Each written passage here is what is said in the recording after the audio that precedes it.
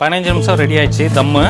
So பாருங்கள், சூப்பராக ready ஆயிடுச்சு. அப்புறம் நல்ல ஃப்ளேவர், சூப்பரான ஃப்ளேவர் வருது. ஓகேவா? முட்டை வந்து பாயில் பண்ணி வச்சுருக்கிறேன். அடுத்து ரைத்தா பண்ணி வச்சுருக்கிறேன். ஆனியன் போட்டு சால்ட் போட்டிருக்கிறேன். செம்ம டேஸ்ட்டாக இருக்குது. கண்டிப்பாக நீங்கள் ஒரு தடவை ட்ரை பண்ணி பாருங்கள். இந்த மெத்தடில் கண்டிப்பாக எல்லாத்துக்கும் பிடிக்கும்.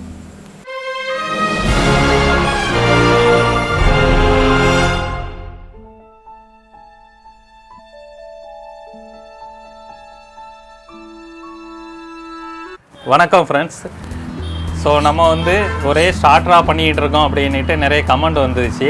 ஸோ மெயின் கோர்ஸ் பண்ணலாம் அப்படின்ட்டு யோசித்தோம். மெயின் கோர்ஸ் பண்ணலான்னு யோசிக்கும் போது சிக்கன் பிரியாணி ஏற்கனவே பண்ணியிருக்கிறோம். ஸோ இந்த தடவை வந்து மட்டன் பிரியாணி பண்ணலாம் அப்படிங்கிற ஒரு ஐடியா வந்துச்சு. ஸோ ஒரு தெருவில் நடந்து போனோம் அப்படின்னா நிறைய ஹோட்டல் இருக்குது அப்படின்னா நல்லா ஃப்ளேவர் வருது அப்படின்னா ஒன்று பிரியாணியாக தான் இருக்கும். லஞ்ச் டைமாக இருந்துச்சுன்னா அது பிரியாணியாக தான் இருக்கும் கண்டிப்பாக. ஸோ முதல்ல வந்து நல்ல ஒரு வாசனை உள்ள பிரியாணி தான் நம்மளை உள்ளே எடுத்துகிட்டு போவோம் ரெஸ்டாரண்ட்டுக்கு. அதே மாதிரி தான் வீட்லேயும் இன்றைக்கி வந்து நம்ம பிரியாணி கான்செப்ட் எடுத்திருக்கோம். பிரியாணியில் எல்லா வகையான ஹெர்ப்ஸும் வரும் நம்மளோட ஸ்டைலில். அதாவது பட்டை, கிராம்பு, ஏலக்காய் இதெல்லாம் வரும்போது நல்ல ஒரு ஃப்ளேவர் கொடுக்கும். அது யோகட்டும், நம்ம லெமன் ஜூஸ் இதெல்லாம் போடும்போது புளிப்பும் சேர்ந்து ஒரு ஸ்பைசஸ் கொடுக்கும். ஓகேவா? ஸோ இன்றைக்கி வந்து நம்ம பண்ண போகிறது மட்டன் பிரியாணி. அதுவும் நம்ம கையால் அரைச்ச மசாலானா biryani masala, secret masala. So star hotel கேட்டகரியில் ஸோ அந்த பிரியாணி மசாலா எப்படி பண்ணணுங்கிறதையும் நான் சொல்லியிருக்கிறேன் இந்த வீடியோவில். ஸோ கண்டிப்பாக நீங்கள் உங்களுக்கு எல்லாத்துக்குமே பிடிக்கும் இந்த பிரியாணி. எப்படின்னா நம்மளே அரைச்சி பண்ணுறோம். ஸோ ரொம்ப நேரம் அரைச்சி வச்சுட்டு 2 நாளைக்கு அப்புறம் 3 நாளைக்கு அப்புறம் அந்த மாதிரிலாம் எதுவும் பண்ணாதீங்க. ஸோ எப்போ அரைக்கிறீங்களோ அரைச்சி ஒரு 1 ஹவரில் நீங்கள் பண்ணிங்கன்னா அந்த ஸ்மெல் வந்து செம்மையாக இருக்கும். ஃப்ளேவர் வந்து சான்ஸே இருக்காது. ஸோ புதினா, கொத்தமல்லி, கீ இதெல்லாம் மிக்ஸ் பண்ணும்போது அது வேறு லெவலாக தான் இருக்கும். ஓகேவா? ஸோ இப்போமே எனக்கு வந்து அதை பண்ணணுங்கிற ஒரு ஆர்வம் வந்து ரொம்ப துடிப்பாக இருக்குது. ஸோ நான் ரெடி ஆகிட்டேன், தயாராகிட்டேன். சப்ஸ்கிரைப் பண்ண எல்லாத்துக்குமே ரொம்ப தேங்க்ஸு. சப்ஸ்கிரைப் பண்ணாதவங்க கண்டிப்பாக சப்ஸ்கிரைப் பண்ணிக்கிடுங்க. ஓகேவா? ஸோ நீங்கள் சப்போர்ட் பண்ணதுக்கு ரொம்ப நன்றி. மட்டன் தம் பிரியாணி கறி அடுப்பில் எப்படி பண்ணணுங்கிறத வீடியோவில் போய் பார்ப்போம் வாங்க. ஸோ பிரியாணிக்கு தேவையான பொருட்கள், ஆனியன் வந்து 400 கிராம் எடுத்துருக்கிறேன். சின்ன வெங்காயமும் ஒரு 250 கிராம் எடுத்துருக்கிறேன். ஸோ இதை வந்து என்ன பண்ண போகிறோம்னா பேஸ்ட் அரைக்க போகிறோம். பேஸ்ட் கிடையாது, லைட்டாக பிளெண்ட் பண்ணுற மாதிரி அரைச்சிட்டு அதுக்கப்புறம் யூஸ் பண்ண போகிறோம். காஷ்மீரி சில்லி பவுடரு 40 கிராம் எடுத்துருக்கிறேன். கொரியாண்டர் பவுட்ரு 60 கிராம் எடுத்துருக்கிறேன். பட்டை, கிராம்பு, ஏலக்காய் எல்லாம் கொஞ்சம் கொஞ்சம் எடுத்துருக்கிறேன். முதல்ல ஆயிலில் போட்டு டெம்பரிங் பண்ணுறதுக்காண்டி. டெர்மரிக் வந்து 1 டேபிள் ஸ்பூன் எடுத்துருக்கேன். இஞ்சி பூண்டு பேஸ்ட் வந்து 300 கிராம் எடுத்துருக்கிறேன். லெமன் ஜூஸ் வந்து ஒரு 3 லெமன் புழிஞ்சு வச்சுருக்கிறேன். மில்க் வந்து எடுத்துருக்கிறேன். மில்க்கு 100 கிராம் எடுத்துருக்கேன். எதுக்கு மில்க் எடுத்துருக்கேன்னா நமக்கு வந்து டொமேட்டோ போடுறோம், லெமன் ஜூஸ் போடுறோம், யோகட்டும் போடுவோம். ஸோ யோகட்டு இந்த 3 போடும்போது புளிப்பு அதிகமாக இருக்கும். ஸோ லைட்டாக இந்த மில்க் போட்டோன்னே வைங்களாம் கொஞ்சம் ஸ்வீட்னஸ் இருக்கும். ஸோ ஈக்குவல் ஆகிறதுக்காண்டி ஸ்பைசிக்காண்டி நம்ம க்ரீன் சில்லி வந்து ஸ்லிட் பண்ணி வச்சுருக்கிறேன். நடுவில் கோடு போட்டு வச்சுருக்கிறேன். ஆயில் தேவையான அளவு எடுத்துக்கிடுங்க. கீ வந்து எடுத்துருக்கிறேன், 40 கிராம் எடுத்துருக்கிறேன். அடுத்தது கொத்தமல்லி, புதினா வந்து ஒரு கெட்டு எடுத்துருக்கேன், ஒவ்வொரு கெட்டு எடுத்துருக்கிறேன். ஸோ அதை வந்து சும்மா ரஃப்பாக சாப் பண்ணி வச்சுக்கிடுங்க. அடுத்தது பிரியாணி மசாலா கடைசியில் தக்காளி வந்து 400 கிராம் எடுத்துருக்கிறேன். பிரியாணி மசாலா இது வந்து நம்ம அரைச்சது. ஓகேவா? ஸோ இது எப்படி என்னென்ன பொருட்கள் போடணும், எவ்வளோ போடணும் அப்படிங்கிறத நான் இப்போ காமிக்க போகிறேன் உங்களுக்கு. பிரியாணி மசாலாவுக்கு தேவையான பொருட்கள், பிரியாணி பேக்கெட் வாங்கி தான் நிறைய பேர் செய்வீங்க. ஆனால் பிரியாணி மசாலா அரைச்சி நம்மளை நல்லா வந்து சாட்டை பண்ணால் நல்லாயிருக்கும், சூப்பராக இருக்கும். ஃப்ளேவர் எல்லாம் நல்லா வரும். ஸோ ஆன் த ஸ்பாட்டில் பண்ணி செஞ்சோன்னா, நல்லா பவுட்ரு பண்ணி சாட்டை பண்ணோன்னா ரொம்ப டேஸ்ட்ஃபுல்லாக சூப்பராக டெலிஷியஸாக வரும். ஸோ அதுக்கு என்னெல்லாம் தேவைங்கிறத இப்போ பார்ப்போம். சரியா? பே லீஃப் வந்து ஒரு 6 பீஸு எடுத்துருக்கிறேன். இது வந்து 1.5 கிலோ சிக்கன் எடுத்துருக்கிறேன், 1.5 கிலோ ரைஸ் எடுத்துருக்கேன். ஸோ அதுக்கு தேவையான இது மட்டும் இன்க்ரீடியன்ட் மட்டும் நான் எடுத்துருக்கிறேன். ஓகேவா? ஒரு 10 ட்ரை சில்லி எடுத்துருக்கிறேன். ஒரு 15 கிராமு க்ளவுஸ் எடுத்துருக்கிறேன். கேஷ்யூ நட்டு ஒரு 4 பீஸு, கேஷ்யூ நட்டு இல்லைனாலும் பரவாயில்ல. மல்லி ஒரு 4 டேபிள் ஸ்பூன் எடுத்துருக்கிறேன். பட்டை பார்த்தீங்களா ஒரு 10 கிராம் எடுத்துருக்கிறேன். 3 அன்னாச்சி பூ எடுத்துருக்கிறேன். ஏலக்காய் ஒரு 12 பீஸ் எடுத்துருக்கிறேன். சோம்பு வந்து 2 டேபிள் ஸ்பூன் எடுத்துருக்கிறேன். ஜீரகம் 1 டேபிள் ஸ்பூன் எடுத்துருக்கிறேன். அதே மாதிரி 1 டேபிள் ஸ்பூன் பெப்பர் எடுத்துருக்கிறேன், பிளாக் பெப்பர் எடுத்துருக்கிறேன். கடல் பாசி வந்து ஒரு 4 பீஸு எடுத்துருக்கிறேன். ஓகேவா? ஸோ இதை கொஞ்சம் அப்படியே ஸ்லோ ஃபயரில் சாட்டை பண்ணிவிட்டு பவுட்ரு அரைச்சிக்கிடுவோம். ஸோ பவுட்ரு அரைச்சோன்னா நல்ல ஒரு ஃப்ளேவர் கிடைக்கும். எப்போவுமே பிரியாணி மசாலா வந்து செய்யும் போது அதுக்கு கொஞ்சம் முன்னாடி இதை ரெடி பண்ணுங்கள். பவுட்ரு அரைச்சி வச்சுருந்தாலும் ஃப்ளேவர் எல்லாம் போயிடும், சீக்கிரம் போயிடும். ஸோ மெயின் இன்க்ரீடியண்ட்டே இது தான். ஸோ இதை வச்சு தான் நம்ம பண்ண போகிறோம். பாருங்கள் எப்படி பண்ணுறோங்கிறத.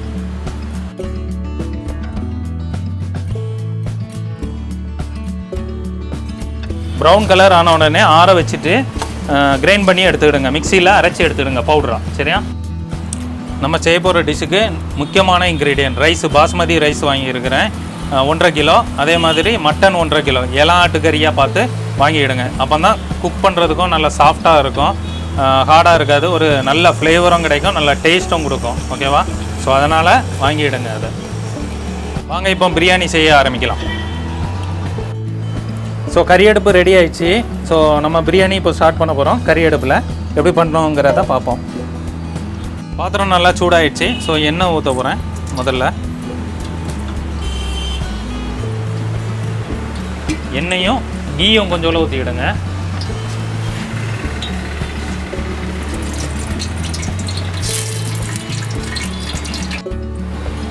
ஆயில் சூடாயிடுச்சு.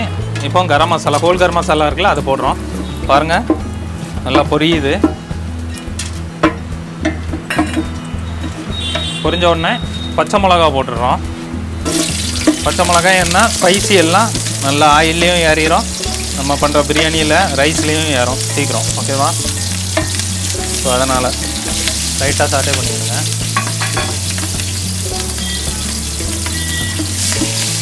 ஓகே, அடுத்தது வெங்காயம் நல்லா சின்ன ஸ்லைஸ் பண்ணிக்கிடுங்க. சரியா? கிராம்பு ஏலக்காய் ஆயிலில் போட்ட உடனே அந்த ஸ்மெல் வந்து சூப்பராக வருது. அதுதான் வாசனையே. ஆயிலில் போட்ட உடனே பிரியாணிக்குரிய ஃப்ளேவரே அதுதான், ஃபஸ்ட்டு ஃப்ளேவர் அதுதான். வெங்காயம் வந்து நல்லா வதங்கணும். ஆயிலில் போட்டு நல்லா வதக்கணும். ஸ்லோவாக குக் பண்ணால் போதும். எவ்வளோ ஸ்லோவாக எவ்வளோ ப்ரௌனாக நல்லா கலராக வர்ற மாதிரி குக் பண்ணுறோமோ அவ்வளோ தூரம் நல்லா இல்லை. பிரியாணியில் நம்ம இப்போ பண்ண போகிறது என்னென்னா ரைஸு தனியாக வடித்து தான் கொட்ட போகிறோம். ஸோ எதுக்கு வடித்து போட்டுறோம்? நிறைய வெரைட்டியாக பிரியாணி உண்டு, அதில் இது ஒரு வெரைட்டி. இது ஏன் மறுபடியும் ஸ்டார்டர், அதாவது முதல்ல பண்ணுறவங்களுக்கு இதுதான் கொஞ்சம் ஈஸியாக இருக்கும். ஏன் அப்படின்னா எல்லாத்துக்குமே என்னென்னா கரெக்டான தண்ணி அளவு தெரியாது. பிரியாணி பண்ணும்போது அதில் தான் மிஸ்டேக் பண்ணுவாங்க. ஒன்று ஓவர் குக் ஆகும் அல்லது கம்மியான குக்காக இருக்கும் அந்த மாதிரி. ஏன்னா நம்ம ரைஸ் வந்து தண்ணியில் போட்டு குக் பண்ணால் அப்படியே ஆகும். ஸோ அந்த மாதிரி முதல்ல பண்ணுறவங்களுக்கு இந்த மெத்தட் வந்து கொஞ்சம் ஈஸியாகவும் இருக்கும், அவங்களுக்கு எக்ஸ்பீரியன்ஸும் கிடைக்கும், நல்ல ஒரு இது. ஓகேவா? ஸோ அதனால தான் பாயில் பண்ணி போடுறோம். பாயில் பண்ணி போட்டால் எக்காரணத்துக்கு கொண்டோம் நமக்கு வந்து மிஸ்டேக் பண்ணுறதுக்கு 95% சான்ஸே கிடையாது. ஏன்னா கரெக்டாக அந்த வெந்த பக்குவத்தில் எடுத்து நம்ம ரைஸை போட்டுட்டோம்னா அது வந்து நல்ல ஒரு குக் ஆயிரும், ஃப்ளேவரும் நல்லா ஏறும். அந்த மாதிரி பார்த்தீங்களா நல்லா வதங்குது. ஸோ உங்களுக்கு இதில் ப்ரௌன் ஆனியன் வேணும்னாலும் இந்த ஸ்லைஸ் பண்ணதை நல்லா ஃப்ரை பண்ணி எடுத்துக்கலாம். டீப் ஃப்ரை மாதிரி ஆயிலில் போட்டு ஃப்ரை பண்ணி கூட எடுத்துக்கலாம். ஸோ நான் கொஞ்சோண்டு ஆனியன் வெட்டி வச்சுருக்கிறேன், அதை நான் ஃப்ரை பண்ணி எடுத்து வச்சுக்கிட போகிறேன். ஸோ ஃப்ரைடு ஆனியனும் நல்ல ஒரு டேஸ்ட்டு கொடுக்கும். ஸோ ஆந்திரா ஸ்டைலில் பண்ணும்போது வந்து நல்லா ஃப்ரைடு ஆனியன் போட்டு தான் பண்ணுவாங்க. ஸோ சின்ன வெங்காயம் பேஸ்ட் அரைச்சி அது போடுறோம். சின்ன வெங்காயம் போட்டிருக்கோம், அதனால் கொஞ்சம் வதக்கிக்கிடுவோம். இன்னொன்று நம்ம மெயின் இன்க்ரீடியண்ட்டில் ஒரு இன்க்ரீடியன்ட் வந்து காமிக்கவே இல்லை. அது இல்லைன்னா சாப்பிடவே முடியாது, யாரும் கேட்கவும் இல்லைன்னு நினைக்கிறேன். அது வந்து என்ன, நீ கண்டுபிடிங்க பார்ப்போம்.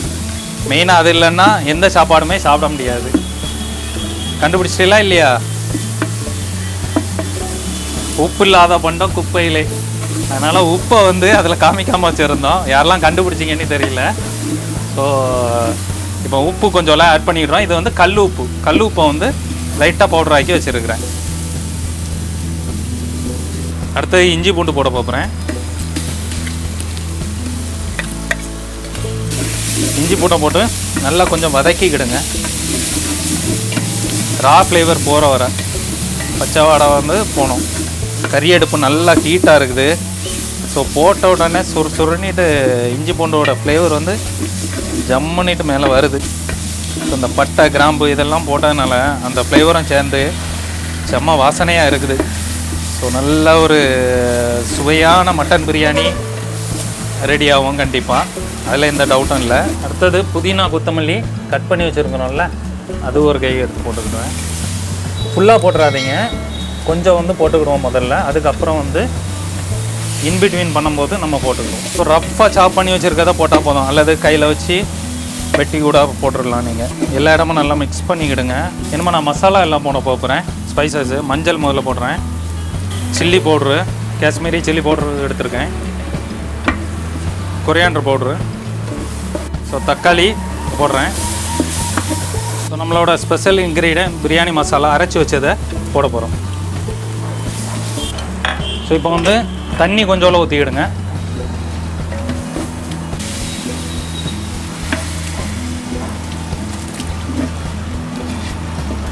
ஸோ கொஞ்சம் நல்லா வதங்கிருச்சு எல்லாமே. ஸோ நம்ம இனிமேல் வந்து மட்டன் போட வேண்டியது தான். மட்டனை வந்து நல்லா கழுவி ஒரு 2-3 தடவை நல்லா கழுவிக்கிடும். ஸோ 1.5 கிலோ மட்டனு பார்க்குறதுக்கே சூப்பராக இருக்குது. மசாலா எல்லாம் மட்டனில் ஏறணும். ஸோ இதில் நம்ம குக் பண்ணுவோம். ஸோ இதில் மட்டன்லேயே நல்லா ஜூஸ் வரும். ஸோ அதனால் அந்த மட்டன் ஜூஸ்லேயே நம்ம கொஞ்சம் நேரம் குக் பண்ணுவோம். ஸோ அப்போ அந்த ஃப்ளேவர் எல்லாமே இந்த மசாலாவுலேயும் ஏறும் நல்லா. ஸோ அப்போ வந்து நல்ல ஒரு அரோமா கிடைக்கிறோம். ஸோ நல்ல ஜூஸ் வருது, நல்ல ஒரு ஃப்ளேவர் வருது பாருங்கள், நல்ல ஒரு அரோமா வருது. குக் ஆகிட்டுருக்க மட்டனு. ஸோ ஏலாட்டு கறி, அதனால் நல்ல ஒரு வாசனை வருது. உண்மையில் இன்றைக்கி ஒரு பிடிக்க போகிறோம் மட்டன் பிரியாணி. ஓகே, இப்போ வந்து தண்ணி ஊற்றி கொஞ்சம் கொதிக்க வைக்க போகிறேன்.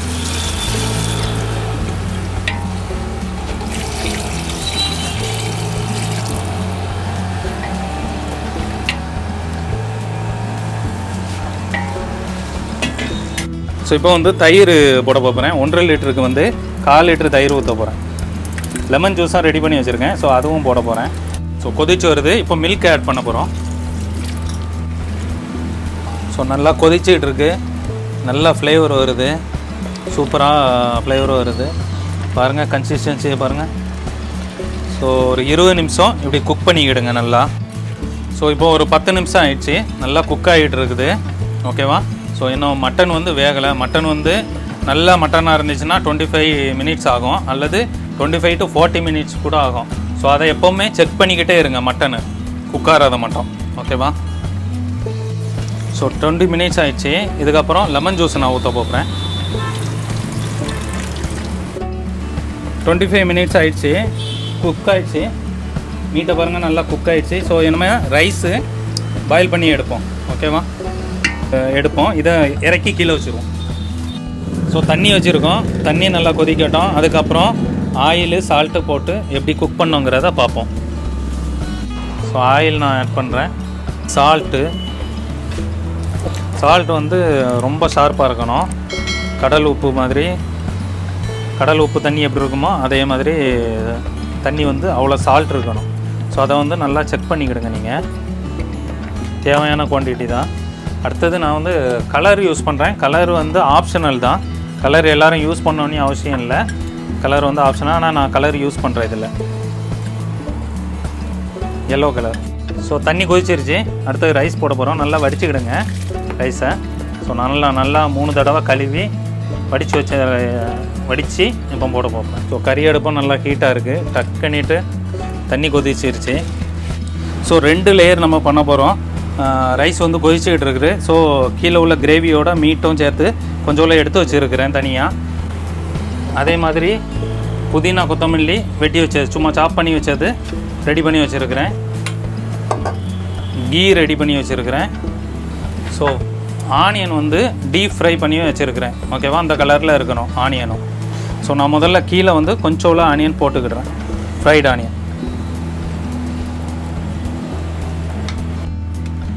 ஸோ ரைஸு அட்லீஸ்ட்டு 70% குக் ஆகிருக்கணும். நல்ல லென்த்தாக வருது ரைஸு. சூப்பர் ரைஸு பாருங்கள், லென்த்தை பாருங்கள், நல்ல லென்த் வருது. பட் அட்லீஸ்ட் 70% குக் ஆகிருந்தால் தான். ஸோ தம் போடும்போது 30% ஈஸியாக குக் ஆகும். குக் ஆகிடுச்சு. ஸோ ஃபஸ்ட் லேயரு எப்படி போட போகிறோங்கிறத பாருங்கள்.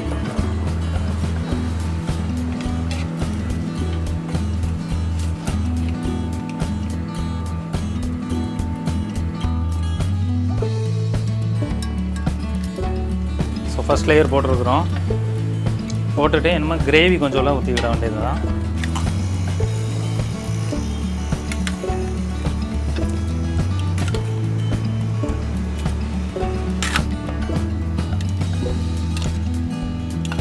புதினா கொத்தமல்லி வெட்டி வச்சுருக்கிறோம்ல அதை போட போகிறோம். அடுத்தது கீ ஊற்றிக்கிடுவோம். ஃப்ரைட் ஆனியன் போட்டுக்கலாம். ஸோ அடுத்த லேயர் போட போகிறோம். ஃபஸ்ட் லேயர் போட்டிருக்கோம். அதில் என்னென்னா மீட்டு கிரேவி போட்டிருந்தோம், புதினா கொத்தமல்லி போட்டிருந்தோம், அதுக்கப்புறம் கீ போட்டிருந்தோம். ஸோ இது வந்து ஃபைனல் லேயரு. ஸோ இருக்க மிச்ச மீட்டை ஃபுல்லாம் போட்டுடுறோம். கீ கொஞ்சம் போட்டுக்கிறோம். ஃப்ரைட் ஆனியனு, கொத்தமல்லி புதினா போட்டு தம் ஏற்றிட வேண்டியதான். ஸோ அடுப்பில் போட்டாச்சு. இனிமேல் தம் போட்டுடலாம். ஸோ இந்த மாதிரி கறியை மேலே எடுத்து வச்சுட்டு 15 மினிட்ஸ் தம் போட்டுருவோம். 15 நிமிஷம் ரெடி ஆகிடுச்சு தம்மு. ஸோ பாருங்கள், சூப்பராக ரெடி ஆகிடுச்சு. ஸோ இனிமேல் நான் க்ளோஸ் பண்ணி ஒரு 10 நிமிஷம் வந்து வெளியே எடுத்து வைக்க போகிறேன். ஸோ 10 நிமிஷம் ஆயிடுச்சு. பாருங்கள், சூப்பராக ரெடி ஆகிடுச்சு. செம்ம வாசனை வருது பாருங்கள்.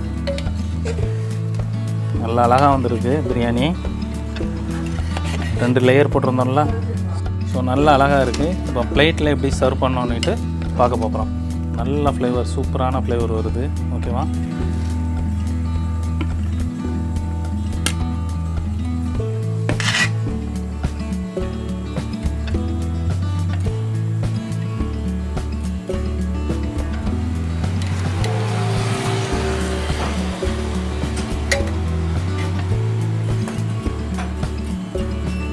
செம்ம ஃப்ளேவராக இருக்குது, நல்லா டேஸ்ட்டாகவும் இருக்குது.